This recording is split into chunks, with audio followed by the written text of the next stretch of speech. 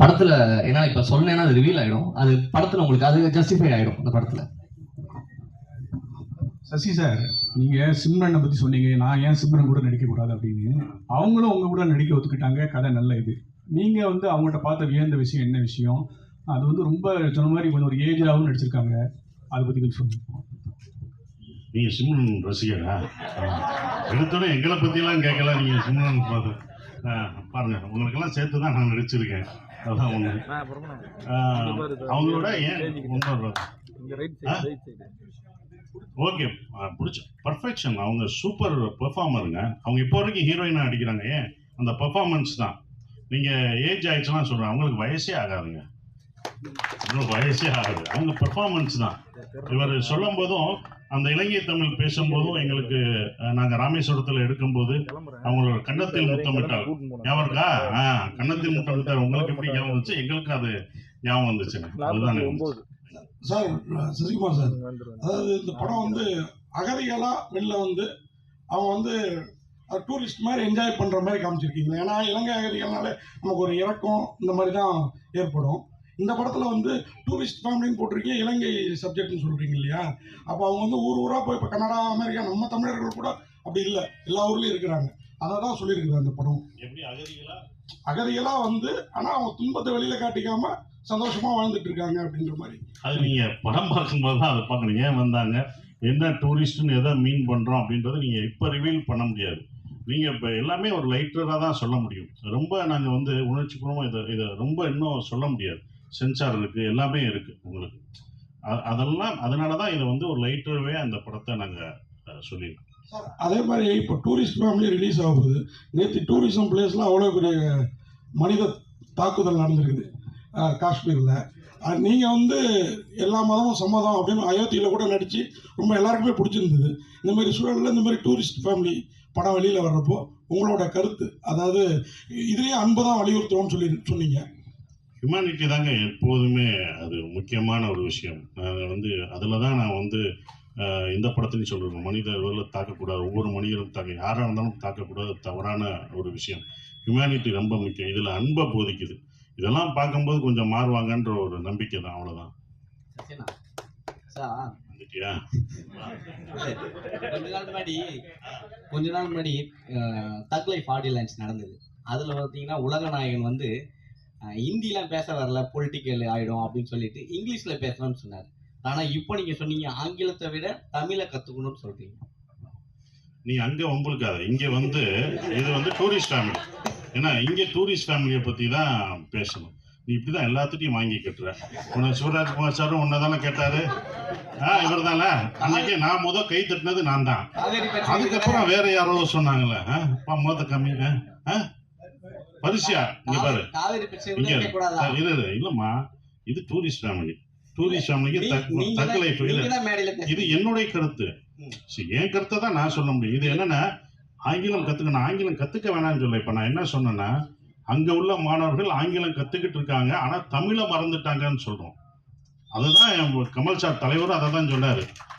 ஓகேங்களா? அப்ப அவரும் அதை தான் சொன்னார். ஆங்கிலம் நீங்க கத்துக்க கூடாதான் சொல்ல, ஆங்கிலம் கத்துக்கோங்க, ஆனா தமிழையும் உங்க கலாச்சாரத்தையும் கல்ச்சரையும் மறக்கக்கூடாது. மொழி தானங்க நம்மளை அடுத்து இழுத்துட்டு போக முடியும். நம்ம மொழி மறைஞ்சிருச்சுன்னா, ஏன்னா என் கூட வந்து ஒருத்தர் அவர் பையனோட வந்தார். அந்த பையன் இங்கிலீஷ் மட்டும்தான் படிக்கணும், பேசுறான், என்கிட்ட பேசிட்டு இருந்தான். அவன் எந்த தமிழ் படமும் பார்த்ததில்லை, ஒன்லி இங்கிலீஷ் மட்டும்தான் பேசிட்டு இருந்தான். அப்போ அவர் ஃபீல் பண்ணி சொன்னார், நாங்கள் எங்கள் நாட்டை விட்டுலாம், எங்களோட நாட்டை விட்டு வந்துட்டோம், ஆனால் இவன் வந்து இதுதான் கதைச்சு கொண்டு இருக்கான் அப்படின்னு சொல்லிட்டு இருந்தார். இதை மட்டும் கதைச்சிட்டு இருக்கான், இங்கிலீஷ் மட்டும்தான் கதைச்சுதான், அடுத்த கல்ச்சர் தெரியலன்னு. அவங்க பார்க்கணும், அவங்களுக்கு ஆல்ரெடி ஆங்கிலம் தெரியுது இல்லை, ஆனால் தமிழ் உன்னுடைய மொழியை கற்றுக்கோன்னு சொல்றதுக்கான ஒரு விஷயமா தான் நான் நினைக்கிறேன். சசியண்ணே, ஆனால் இங்கே தொடர்ச்சியாக வந்து ஏஜ்டாகவே நடிக்கிறீங்க. உங்கள் கதைக்கு வரவங்க வந்து உங்களுக்கு ஏஜ் தான் கேட்குறாங்களா, இல்லை இதுக்கப்புறம் வந்து நீங்கள் ஹீரோஸாக இதை பண்ண போறீங்களா? ஆனால் ஏஜ்டுனா கமல் சார் அப்பயே இது பண்ணிட்டாரு. இது அப்பயே கமல் சார் படங்கள், கடல் மீன்கள்லாம் பார்த்துருக்கீங்களா? நான் பார்த்துருக்கேன். நாயகன் பார்த்தீங்களா? கடல் மீன் எல்லாமே அப்படிதான். ஏன்னா இப்போ எந்த நடிகரும் இந்த பையனை அப்பாவை நடிப்பாங்களா? நடிக்க மாட்டேன். நானும் நடிக்க மாட்டேனா? இப்படி ஒரு படத்தை நான் மிஸ் பண்ணுறேன்னா? இந்த படத்தை நான் கொண்டு போகிறது ஒரு 5 பேர். அயோத்தி படம் பார்த்துட்டு அவங்களுக்கு தெரியும் அயோத்தி படம் பார்த்து அயன் பதில் யாராவது நடிப்பாங்களா? நடிக்க மாட்டாங்க. ஏன்னா சண்டை கிடையாது, எதுவும் கிடையாது, சும்மா வண்டி ஓட்டணும். கடைசி ஒரே ஒரு வார்த்தை தான், அதுக்கு தான் அயோத்தி பார்த்துட்டு கவர்மெண்ட்டில் ஒரு இதே போட்டாங்க. எனக்கே அது தெரியாது. ஒருத்தவங்க நான் ஒரு ஃபங்க்ஷன் போகும்போது அந்த ஆஃபீஸர் சொன்னாங்க கவர்மெண்ட்டில், சார் உங்கள் அயோத்தி உங்களுக்கே தெரியாமல் ஒரு நல்லது பண்ணியிருக்கீங்க. என்ன கவர்மெண்ட்டில் ஆர்டர் என்ன போட்டிருக்காங்கன்னா, இந்த இறந்தவங்களை கொண்டு போகிறதுக்கு இத்தனை சர்டிஃபிகேட் இருக்குல்ல, அதெல்லாம் ஈஸி பண்ணிட்டாங்க. 1 லட்சமோ 2 லட்சமோ அவங்களுக்கு மானியம் கொடுத்து இத்தனை பேர் இருக்காங்க, உங்களால் 500 பேர் உங்களுக்கே தெரியாமல், அவங்க சொன்னாங்க உங்களுக்கே தெரியாமல் 500 பேர் பயனடைஞ்சிருக்காங்க, நீங்கள் நல்லது பண்ணியிருக்கீங்க 500 குடும்பத்துக்குன்னு சொன்னாங்க. இது எனக்கு தெரியவே இல்லை. இது ஒரு 2 வருஷம் கழிச்சு தான் எனக்கு தெரியுது. இது ரொம்ப சந்தோஷமா இருந்தது. அப்போ இந்த மாதிரி ஒரு படங்கள்லாம் நடிக்கிறதுக்கு நீங்கள் என்ன 70 வயசு தாத்தா வேஷம் போட்டாங்கன்னு போட்டுருவேன், அவ்வளோதான். நம்ம வேஷம் போட தானே வந்திருக்கோம், அதுதான் நம்ம வேலை. 70 திடீர்னு காலேஜ் பையனா அடுத்த படத்தில் காலேஜ் பையனா நடிக்க வைப்பாங்க. காலேஜ் அப்போ ஏன் காலேஜ் பையன் நடிச்சுன்னு கேட்பீங்களா? கேட்க முடியாது. அது நான் நடிப்பேன்ட்டுவேன், அதுக்கு தான் அது அவ்வளோதான். சசி சார் இங்க ஐயோ என்னண்ணே இல்ல, சென்னை வந்து எல்லாரையும் வாழ வைக்கிற அன்னை. நீங்க மதுரையிலிருந்து சென்னைக்கு வந்து இங்க வந்து எஸ்டாப்ளிஷ் ஆயிட்டு திரும்பவும் வந்து ஊருக்கே போய் பழப்பு நடத்திட்டீங்களே, என்ன காரணம்? அப்புறம் இந்த இயற்கை விவசாயத்தை மேற்கொண்டு வர்றீங்க, அதுக்கு என்ன காரணம்? அதுக்கப்புறம் வந்து ஸ்டுடியோ ஒண்ணு நீங்களும் சமுத்திரக்கனியை கட்டுறதா முன்னாடி சொன்னீங்க. இந்த 3 கேள்விக்கு வரிசையா பதில் சொல்லுங்க. இது வேணாம், ஒரு கேள்விக்கே ரொம்ப ஆனால் முதல் கேள்வி வந்து சென்னையில் வந்து இது பண்ணுறோம். என் சொந்த ஊர் அதானே, என் வீடு அதுதானே. டெல்லிக்கு ராஜானாலும் பள்ளிக்கு பிள்ளை தானே, என் ஊருக்கு தானே நான் போக முடியும். ஸோ என்னுடைய ஊர் என்னுடைய இடம் அப்படின்றனால நான் அங்கே போயிட்டேன். அது விவசாயம் அங்கே இருக்குது, என்னுடைய குடும்பம்லாம் அங்கே இருக்கனால நான் அங்கே போயிட்டேன். வேற ஒன்றும் இல்லை. இது இங்கே வந்துட்டோம் என்ன இருந்தாலும் அங்கே தானே நான் போகணும் அப்படின்றதால அங்கே இருந்தோம். சென்னையில் அந்த நானும் சமுத்திரம் கரெக்டாக அவங்ககிட்ட சொன்னோம், ஒரு ஸ்டுடியோ கட்டணும், கண்டிப்பாக அது பண்ணுவோம். அதற்கான வேலைகள் ஒரு இடம் வந்து அது ஃபியூச்சரில் நாங்கள் கட்டலாம்னு யோசிச்சிருக்கோம். அது பண்ணோம். ஏன்னா அங்கே வந்து எல்லா இது, ஏன்னா இப்போ நாங்கள் தான் அங்கே போயிட்டோமே, இதையும் எடுத்துகிட்டு போயிட்டோம்னா எடிட்டிங் டப்பிங் எல்லாம் எடுத்துக்கணும், ஈஸியாகிடும். அதுதான் அது பண்ணுறோம். சசி சார், இந்த படத்தில் ஒரே விஷயம் மணி சார், இந்த படத்தில் ரொம்ப முக்கியமாக ஒரு விஷயம் வச்சுருக்கீங்க. வல்வெட்டித்துறை அப்படின்னு ஊர்லேருந்து அந்த ஃபேமிலி வருது வச்சுருக்கீங்க. அந்த வல்வெட்டித்துறை எவ்வளோ வரலாற்று முக்கியத்துவம்னு எல்லாருக்கும் தெரியும். இந்த ஈழத்தமிழுடைய வழியே வேதனைகளை தமிழ் சினிமா சரியாக பதிவு பண்ணிக்கணும்னு நினைக்கிங்களா? நாங்களாம் ஃபேஸ்புக்லேயோ சோசியல் மீடியாவில் ஏதாவது போட்டால் கூட பிளாக் பண்ணிட்டாங்க, அது பேர் போட முடியல, ஃபோட்டோ போட முடியல, அதுக்கான வாய்ப்பே இல்லை. அதை பற்றி என்ன நினைக்கிறீங்க சார்? பதிவு பண்ணலை சார், பண்ணவும் முடியாது சார். நீங்கள் ஃபேஸ்புக்கில் போட்ட லெட்டருக்கே இப்போ பிளாக் போடுறாங்கன்னா, படமாக நாங்கள் எடுத்தால் கட்டு தான் போடுவாங்க. ஸோ அப்போ அது முடியாது. ஏன்னா அதை இந்த மாதிரி படங்கள் மூலமாக கொஞ்சம் கொஞ்சமாக லைட்டர்வேயாக எடுத்துகிட்டு தான் வர முடியும். நாங்கள் ரொம்ப ஸ்ட்ராங்காக அந்த இதை நீங்கள் சொல்கிற விஷயங்களை ரொம்ப வழியாக அதை சொன்னோம்னா அதை வந்து எடுத்துகிட்டு போனோம். அது சென்சார் இதுதான் ஆகும், சென்சார் கட் ஆகும். இது நம்ம இல்லை, நம்ம இந்திய அரசாங்க சென்சார் இருக்குது, அந்த தணிக்கை குழு பண்ணுறபடி நம்ம இது பண்ணணும். ஸோ அப்போ அந்த மாதிரி படங்கள் இருக்கும்போது அதை கட் பண்ணுவாங்க. அது ஒன்றும் பண்ண முடியாது, அது மாறினா தான் நாங்கள் எடுக்க முடியும். 2 கொஸ்டின்ஸ். ஒன்று வந்து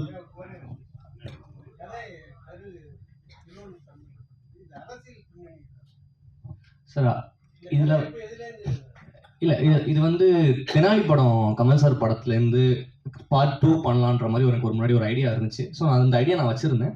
அதுக்கப்புறமேட்டு நான் முதல் படமாக ஒன்று பண்ணும்போது நான் இதை ஆரம்பித்தேன் எழுதுறதுக்கு. பட் இது வேற ஒரு கதையாக மாறிச்சு. ஸோ இதோட ஹோல் ஐடியா அப்படி தான் கிடச்சிது எனக்கு. அண்ட் இது அரசியல் பேசியிருக்கோன்னு கேட்டிங்கன்னா, நாங்கள் அரசியல் பேசணுன்ற ஒரு விஷயத்தில் இது வந்து படத்தில் வந்து நாங்கள் இதெல்லாம் பேசணும் அப்படின்றதெல்லாம் நாங்கள் பேசல. ஆனால் அரசியல் இல்லாத ஒரு படம் இல்லைன்னு நினைக்கிறேன் நான். அந்த விஷயத்தில் நாங்கள் என்னென்ன இந்த கதையே உங்களுக்கு ஒரு விஷயம், உங்களுக்கு வந்து மேலோட்டமாக சில விஷயங்கள் உங்களுக்கே சொல்லிட்டு வந்துட்டே இருக்கும். ஸோ நாங்கள் அரசியல் பேசணும், வாங்க இதில் வந்து பேசலாம் அப்படின்ற மாதிரி நாங்கள் இந்த படத்தில் எதுவுமே பண்ணல. ஒரு ஃபீல் குட் ஃபேமிலி ட்ராமா, ஒரு சந்தோஷமாக பார்க்குற ஒரு படமாக தான் நாங்கள் எல்லாமே பண்ணியிருக்கோம்.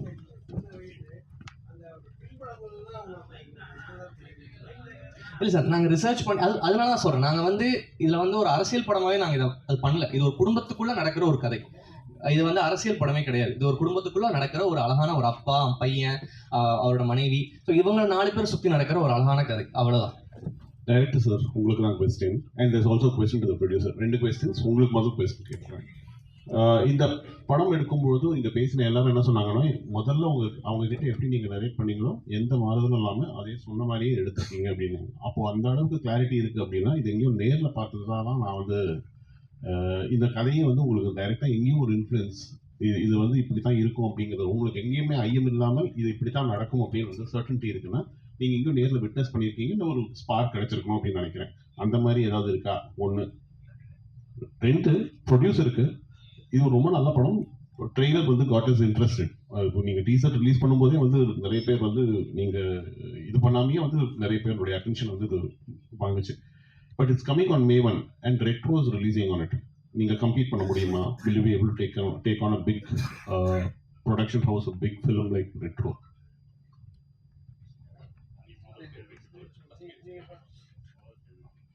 சார், முதல்ல விஷயம், இது உலகம் ஃபுல்லாக இது நடந்த ஒரு விஷயம் தான். இது வந்து ஒரு குடும்பத்தை பற்றின ஒரு கதை கிடையாது. இது உலகம் ஃபுல்லாக நடந்துகிட்டு இருக்க ஒரு விஷயம் தான். இன்ஃப்ளூயன்ஸாக எனக்கு நிறைய விஷயங்கள் இருக்குது. எனக்கு பர்சனலாகவே சில கனெக்ஷன்ஸ் இருக்குது. அண்ட் இன்னொரு விஷயம் என்னன்னு சார், அடுத்து என்ன கேட்டீங்க நீங்கள்?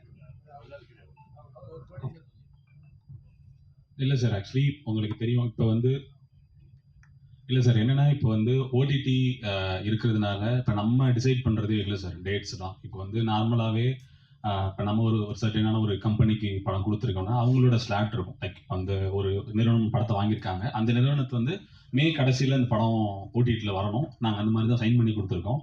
ஸோ அதனால எங்களுக்கு வேறு வாய்ப்பு இல்லாமல் தான் சார் பண்ணுறோம். ஸோ வந்து காம்படேட் பண்ணணுன்ற எண்ணங்களே இல்லை, ஏன்னா அது மிகப்பெரிய படம். ஸோ நாங்கள் ஒரு படம் பண்ணியிருக்கோம் சார், இதுதான். வேறு எந்த ஒரு காம்படிஷன்ன்ற ஸ்பேஸ்க்கே இடல சார். இது என்டையராக வந்து ஒரு வேறு வழி இல்லாமல் எங்களுக்கு இந்த டேட் தான் அவைலபிளாக இருக்குது. அதனால தான் சார் இந்த படத்தை நாங்கள் பண்ணுறோம் டேட்டில், வேறு எதுவும் இல்லை.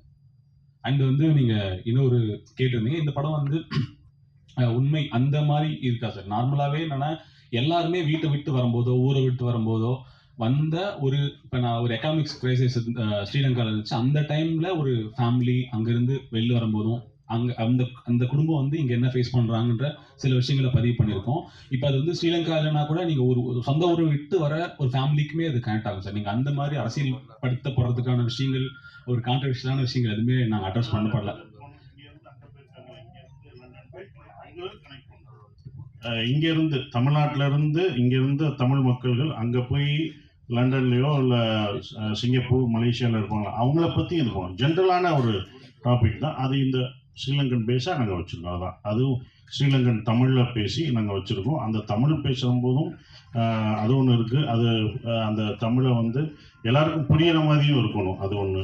பேஸை ஃபுல்லாக ஸ்ரீலங்கன் தமிழில் பேச வேணாம், அப்படி ட்ரை பண்ணோம். இல்லை அது ரொம்ப இங்கே உள்ளவங்களுக்கும் புரியணும் அப்படின்றதுக்காக தான் எல்லாருக்குமான படமாக இது இருக்கும். எல்லா குடும்பத்தில் உள்ள எல்லாருக்குமான படமாக இருக்கும். குடும்பத்தோடு பார்க்க வேண்டிய ஒரு படமாக இது கண்டிப்பாக இருக்கும். டைரக்டருக்கு ஒரு क्वेश्चन. ஆக்சுவலி இந்த ரெஃப்யூஜியா வராங்க இல்லையா, ஸோ அவங்களால ரெஃப்யூஜியா வர்றவங்க வந்து ஈவன் அவங்களோட குழந்தை இங்கே பிறந்தா கூட அவங்களால ஆதார் ஐடி எடுக்க முடியாது. எத்தனை வருஷம் ஆனாலும் அவங்க இங்கே ரெஃப்யூஜியா மட்டும்தான் இருக்க முடியும். பட் இதில் அந்த படத்தில் வந்து ஆதார் ஐடி எடுக்கிற மாதிரி இருந்துச்சு. ஸோ இன்கேஸ் அது ஃபோர்ஜரியாவே இல்லை, அது படம் பார்க்கும்போது தான் தெரியும். அந்த மாதிரி எதுவும் நீங்கள் நினைக்கிற அந்த விலகமான விஷயம்லாம் நாங்கள் கரெக்டாக கவர்மெண்ட் சட்டத்திட்டப்படி தான் நாங்கள் இந்த படத்தை எடுத்துருக்கோம். இல்லாட்டி அவங்க கட் பண்ணியிருப்பாங்க, அது பண்ணியிருக்கோம். ஆனால் என்னோட பர்சனலாக ஒன்று இருக்குது, நான் சொல்கிறது அது இவங்க சார்ந்ததில்லை. இந்த மாதிரி அகதிகளாக இங்கே இருக்கிறவங்களுக்கு இத்தனை வருடங்களாக இருக்காங்க, வேலைக்கு போகிறாங்க, எல்லாமே இருக்காங்க, அவங்களுக்கு உரிமை கொடுக்கலாம், குடியுரிமை கொடுக்கலாம்ன்றது என்னோட ஒரு விஷயம். இந்த படம் பார்த்துட்டு அப்படி ஒன்று நடந்துச்சா, நான் அயோத்தி பார்த்துட்டு ஒன்று நடந்துச்சுன்னு சொன்னேன் பார்த்தீங்களா, அது மாதிரி இந்த படம் பார்த்துட்டு அப்படி ஒன்று நடந்துச்சுன்னா, கவர்மெண்ட் அப்படி ஒன்று பண்ணுச்சுன்னா முதல் சந்தோஷப்படுறதும் நான் அதான் இருப்பேன். ஏன்னா வெளிநாடுகள்லாம் அவங்களுக்கு குடியுரிமை பெற்றுட்டாங்க, இங்கே அது நடந்துச்சுன்னா போதும். இது நான் நிறைய ஸ்டேஜ்லையும் அவங்களுக்கான விழாவுக்கு போகும்போதும் நான் அதை சொல்லியிருக்கேன். ஸோ அந்த கருத்து கரெக்டாக வந்துச்சுன்னா சந்தோஷம். டைரக்டர் சார், யாரோ ஒருத்தர் ஏன் வரல ஏன்னாங்க அவங்க மேனேஜர் வந்தாரு, அதான் கேட்டேன். அவங்க லண்டன்ல அங்கே மாட்டிட்டா வர முடியல, அதனால. ஸோ அதனால அவங்க லண்டன்ல இருந்தாலும் அங்கே விசா இந்த பிரச்சனைகளுக்கு கரெக்டாக இங்கே வர முடியல, அதனால எங்களை விட்டுட்டு ஃபேமிலி டூர் போயிட்டாங்க. நாங்கள் போய் சேருவோம் இனிமேல். கரெக்ட், ஜெயிச்ச உடனே நல்லா போடுச்சுன்னா கூட்டு போங்க லண்டனுக்கு. Correct sir. லாஸ்ட் ஒன்று ட்ரெய்லர்ல வந்து ஒரு புலி காட்டி ஒரு சின்ன சிம்பல் இருக்கும். புலிகள் பற்றியும் இந்த படம் பேசுமா? இல்ல சார், இது அதை பத்தி பேசுற படம் கிடையாது. இது நாங்க வேற ஒரு சில விஷயங்களுக்காக சில விஷயம் காட்சிப்பட்டோம். அது புலி இந்த இதில் தான் வச்சிருக்கோம், அந்த இதுதான். அது அதை பற்றியெல்லாம் பேசாது. என்னன்னா அது சென்சார் கட்டு, அது நீங்கள் படத்தில் வராது புலி.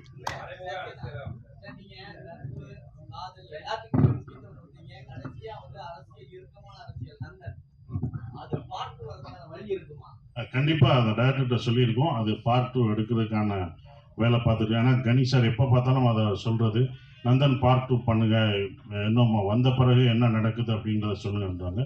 அதுக்கான இது சொல்லியிருக்கோம். அது டைரக்டர் பண்ணாருன்னா கண்டிப்பா பண்ணுவோம். சசியண்ணே, இப்போ நீங்க ஸ்டேஜில் பேசணும்னு சொன்னீங்க, ஸ்டேஜில் பேசணும்னு சொன்னீங்க, நாங்களாம் வந்து சிம்ரனுக்கு ஹீரோ நடிக்கக்கூடாதுன்னு சொன்னீங்க. நீங்க தான் அவங்களை வந்து அப்ரோச் பண்ண சொன்னீங்களா? எனக்கே ஷாக்கு தான்ப்பா. நீ எப்படி இது பண்ணீங்களோ அதே மாதிரி எனக்கு சிம்ரனா, நானும் சிம்ரனா நானே கேட்டேன் அப்படின்ற ஒரு விஷயம் தான். அது ஏன் அப்படின்னும் போது நீங்க படம் பார்த்தீங்க, இப்போ பார்த்தீங்கல்ல, பிடிச்சிருந்துச்சுல, 2 பேரையும் பிடிச்சிருந்ததுல, அது மாதிரி இன்னும் ரொமான்ஸ் சீன்லாம் வச்சிருக்காரு. அதெல்லாம் இன்னும் சப்போர்ட்ல எங்க படம் ஹீரோயினை நாங்க தானங்க இது பண்ண முடியும். என் படத்து ஹீரோயின் அதுவும் என் கூட நடிச்சிருக்காங்க, அவங்களுக்கு நான் தானே கொடுக்க முடியும், நாங்க தானே கொடுக்க முடியும்ல. அதே மாதிரி சிம்ரன் கூட ஜோடி, என்னங்க சிம்ரன் இல்லாம சிம்ரன் கூட ஜோடி. ஆனா 2 பசங்க சில சமயத்துல குடும்பத்துல நம்ம பசங்களே நம்ம கொஞ்சம் இடைஞ்சலா இருப்பாங்க. அந்த மாதிரி ஃபீல் பண்ணீங்களா எங்கேயாவது? புரியல சார், சிம்ரன் கூட ஜோடி, ஆனா வந்து சில சமயத்துல குடும்பத்துல நம்ம பசங்களே நமக்கு இடைஞ்சலா தெரிவாங்க சில சமயத்துல. அந்த மாதிரி இங்க ஃபீல் பண்ணீங்களா? கண்டிப்பா அது படத்துல சீன்ல வரும், பாருங்க, கண்டிப்பா பாருங்க, அதை சொல்ல மாட்டோம், சீனை பாருங்க. அண்ணே ஓகேண்ணே, முடிச்சிடலாண்ணே. ஓகே